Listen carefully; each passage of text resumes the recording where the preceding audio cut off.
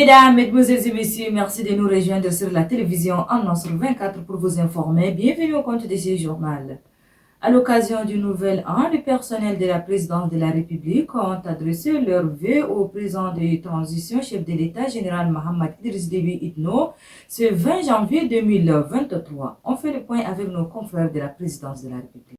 Ils sont 75 personnalités relevant du secrétariat général, du cabinet civil, de l'état-major particulier et du cabinet particulier à présenter leurs vœux du nouvel an au président de transition, président de la République, chef de l'État général Mohamed Idriss Déby Itno. Ce sont les ministres d'État, conseillers à la présidence, conseillers techniques, ambassadeurs itinérants, conseillers spéciaux et chargés de missions, directeurs généraux et responsables des entités sous tutelle. Au nom de tous les collaborateurs du président de la République, le directeur de cabinet civil Idriss Youssouf Boy a souhaité ses vœux le meilleur pour une année de paix, de bonheur, de santé et de prospérité au chef de l'État, à sa famille et à tout le peuple tchadien. Idriss Youssouf Boy devait ensuite assurer le président de transition de la ferme détermination de tout le personnel de la présidence à l'aider dans sa lourde et exaltante mission. Le personnel de la présidence de la République, en qui vous avez placé votre confiance et dont nous avons la lourde mission de diriger, est déterminé à vous accompagner dans vos exaltantes et nobles responsabilités. Nous nous engageons donc dignement, loyalement et sereinement avec l'ensemble du personnel civil et militaire de la présidence de la République à servir avec dévouement sous votre direction le Tchad du renouveau. Chemin faisant, le directeur de cabinet civil, Idriss Youssouf Boy, a rappelé nombre d'engagements tenus par le chef de l'État au cours de l'année 2022. Il s'agit entre autres de la signature de l'accord de paix de Doha qui a vu le retour au Tchad des exilés et politico-militaires et la tenue du dialogue national inclusif et souverain. Un réel motif de satisfaction pour les collaborateurs du chef de l'État qui s'engagent à faire de la présidence de la République un exemple. Nous exprimons par la même occasion notre volonté républicaine à redonner à cette prestigieuse institution le sérieux et la solennité qui la caractérisent, à œuvrer inlassablement pour asseoir une gouvernance solide où fluidité rime avec rigueur, où l'effort rime avec résultat. Nous nous engageons à faire de ces centres d'impulsion de la République une institution où sont glorifiées la bonne gouvernance, l'équité et la justice sociale. Nous devons donc nous habituer au changement de paradigme pour une gestion rationnelle et efficace de nos maigres ressources, de donner confiance à nos concitoyens et de croire à ce nouveau Tchad émergent et tourné vers un avenir radieux. Répondant aux souhaits ardents de ceux qui l'accompagnent au quotidien dans son travail au service de la nation, le président de la République les a appelés au travail et surtout au travail bien fait en changeant, je cite, de paradigme. Après les souhaits réciproques, place aux vœux individuels. Chaque agent de la présidence a souhaité en quelques secondes et selon sa manière ses vœux de santé, de bonheur et surtout de plein succès au président de transition. Debout, solennel, le chef de l'État, général Mohamed Idriss Déby Itno, a répondu à chaque vœu à lui adressé. De la présidence, revenons à la primature où le premier ministre de transition, chef du gouvernement d'Union nationale, Saleh Kebzabo, a présidé ce 19 janvier 2023 une réunion consacrée à l'adoption politique du plan d'action national de la résolution 1325 du Conseil de sécurité des Nations Unies. On fait le point avec nos confrères de la primature.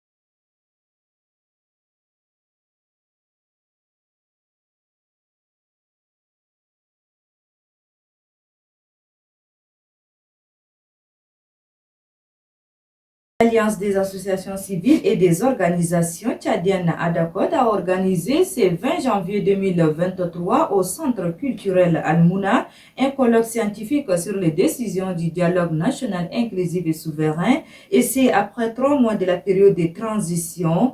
La cérémonie a eu lieu en présence du professeur Mohamed Anadiz Youssouf, ancien ministre et actuel conseiller à l'Assemblée nationale, Aboubakar Abdallah Mohamed Bourgo, conseiller à la présidence de la République, Dr Nouren, personne ressource, Abbas Mahamoud Tahir, conseiller à l'Assemblée nationale et intervenant à ce colloque, situe ici l'objectif de cette conférence.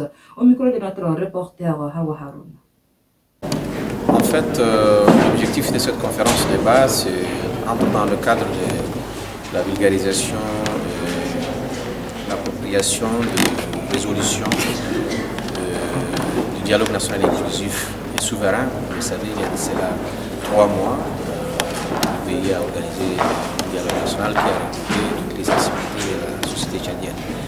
Et plusieurs résolutions ont été adoptées, donc il faut sensibiliser la population sur ces résolutions, ce qu'on devrait faire d'ici jusqu'à la fin de la transition et dans tous les domaines, que ce soit dans le domaine de la paix, la cohésion sociale, ou bien en ce qui concerne la forme de l'État, la constitution, le processus électoral, les libertés et droits fondamentaux, ainsi que les questions sociétales. C'est pour sensibiliser davantage la population sur ce que les organes de transition doivent faire et pour qu'il y ait une bonne appropriation par la population de ces résolutions des recommandations internationales. Et puis rendons-nous à l'Office national des médias audiovisuels, ONAMA, pour parler de la cérémonie de clôture d'un atelier de formation organisé par le Mouvement patriotique du Salut ce 19 janvier 2023. Objectif est de vulgariser les résolutions et recommandations issues du dialogue national inclusif et souverain.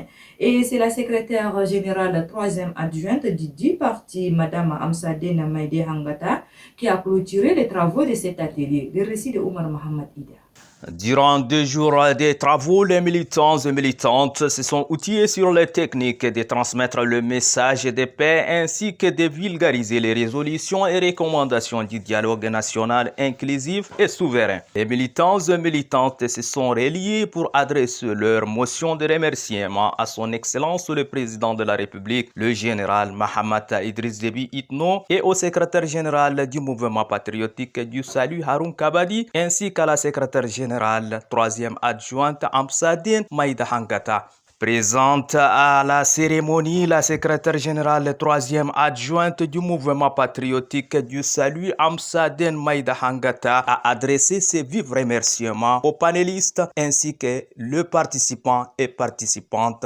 Nous voilà arrivés au terme de cet atelier sur la vulgarisation des résolutions et recommandations du dialogue national inclusif et souverain, qui nous a permis non seulement de nous familiariser avec l'esprit du consensus acquis, mais également d'échanger sur des thèmes, sur des thématiques constructives pour le devenir de notre nation.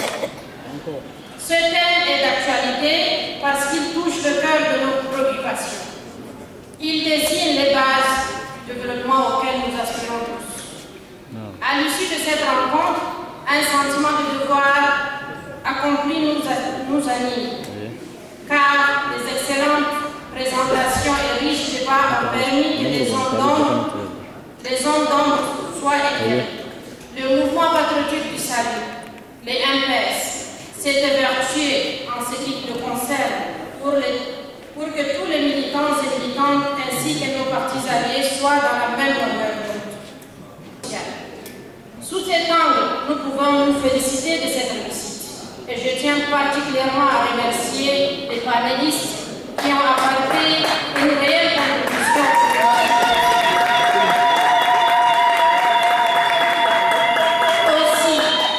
Aussi, voudrais-je dire au nom des membres de l'exécutif du parti, adresser mes sincères remerciements aux différents participants de cet atelier de formation qui ont su enrichir les échanges par leur sens élevé de patriotisme et de militantisme. Notons qu'une équipe de militants et militantes sera mise en place pour sillonner les 10 arrondissements de la capitale N'Djamena à passer le message de paix, de vivre ensemble et ainsi que de vulgariser les résolutions et recommandations du dialogue national inclusif et souverain à la population. Et sur ce, c'est referme cette édition. Merci de l'avoir suivi. Au revoir et à la prochaine. Bon suite de programme sur la télévision en 24. Merci d'être de nous.